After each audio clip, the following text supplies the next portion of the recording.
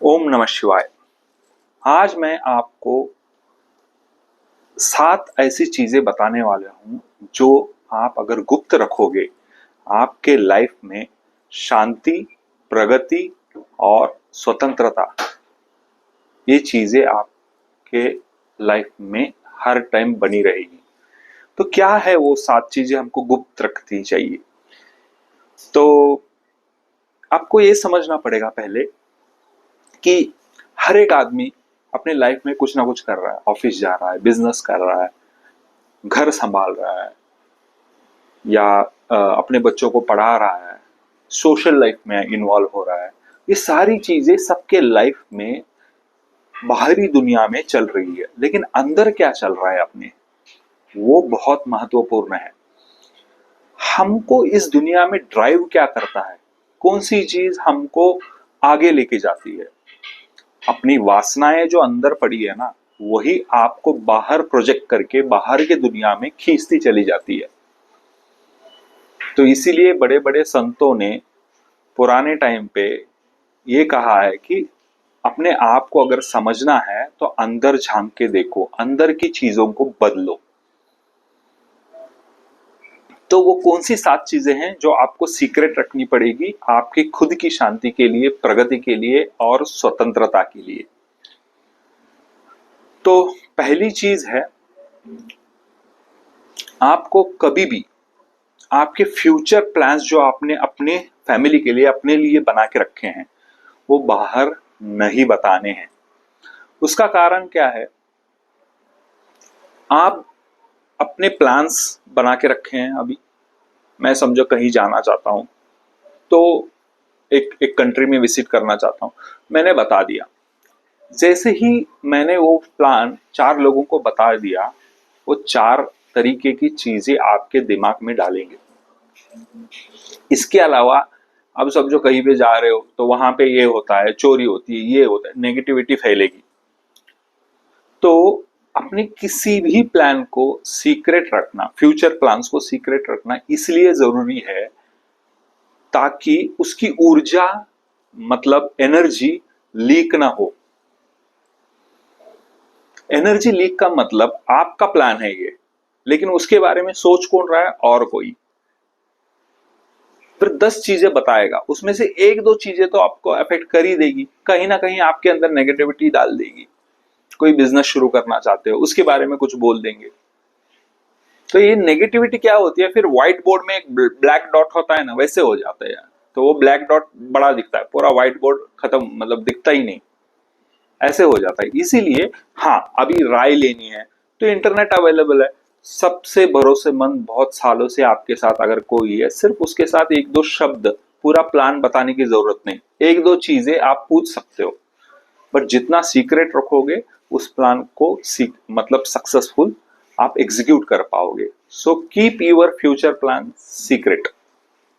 आपकी फैमिली के इश्यूज अगर कुछ चल रहे हैं ना, दूसरी चीज है ये, फैमिली में अंदर कोई भी इश्यूज चल रहे हैं, जैसे कि भाई भाई के, हस्बैंड वाइफ के, अपने बच्चों के साथ, अपने माता पिता के साथ, किसी भी रिलेटिव्स के साथ कोई भी इश्यूज चल रहे हैं ना, उसको कभी बाहर मत बताओ।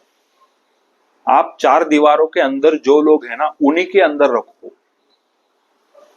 आज तक आप देखो आसपास पड़ोस में, आज तक कभी किसी ने आके रिजॉल्व किया है फैमिली इश्यूज?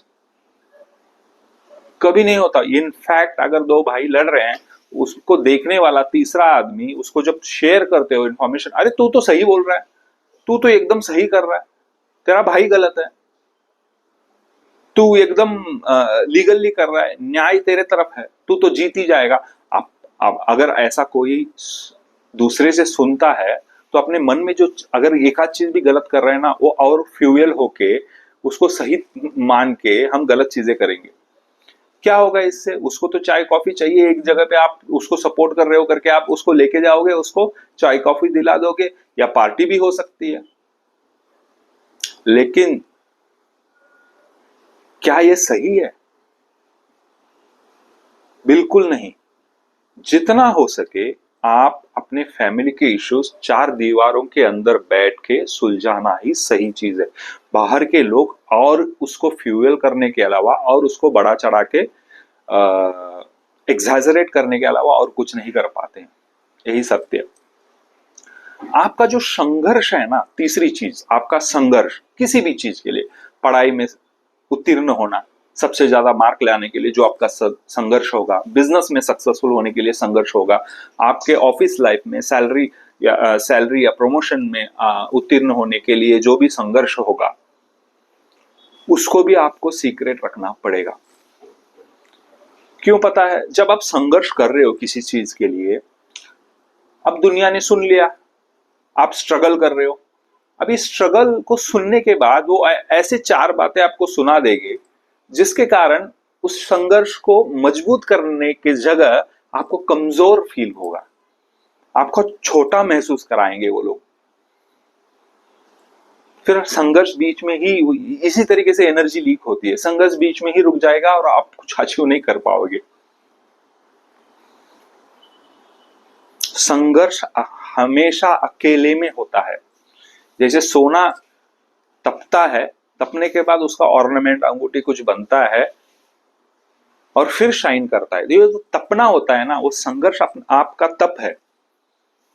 अगर सोने को बीच में ही निकाल दिया तो वो जो गर्मी है वो ठंडी पड़ जाएगी। इसीलिए आपका संघर्ष साइलेंट में होना चाहिए, सक्सेस पब्लिक में हो जाना चाहिए। Success should speak. चौथी चीज, आपकी प्रॉपर्टी, सैलरी या कोई फाइनेंशियल चीजें, आपकी प्रगति, ये भी बाहर नहीं पता चलना है। फाइनेंशियल चीज मोस्टली प्रॉपर्टी बोरोक, ये जितना हो सके आप गुप्त रखना बहुत जरूरी है। जैसे ही आप बताओगे मेरे को 15 लाख का पैकेज है या मेरे बिजनेस में मैं 20 लाख कमा रहा हूं, तुरंत बाजू वाला जो सुन रहा है, अरे मैं तो इतना ही कमा रहा हूं, मैं तो ये कर रहा हूं, मैं तो वो कर रहा हूं, कंपैरिजन शुरू होता है।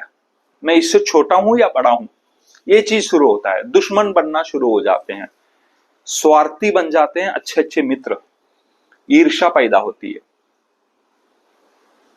तो ऐसी चीज बाहर बताओ ही मत, जो आपके आसपास हैं उनके अंदर ये चीजें पैदा हो जाए, आपकी शांति चली जाएगी, स्वतंत्रता चली जाएगी। आप अपने पास जो पैसा प्रॉपर्टी रख के आप जो डिसीजन ले पा रहे हो ना, वो डिसीजन लेना मुश्किल हो जाएगा। आपकी स्वतंत्रता, freedom on your own property finance will be lost. इसको बहुत ही गुप्त रखना बहुत ही जरूरी है।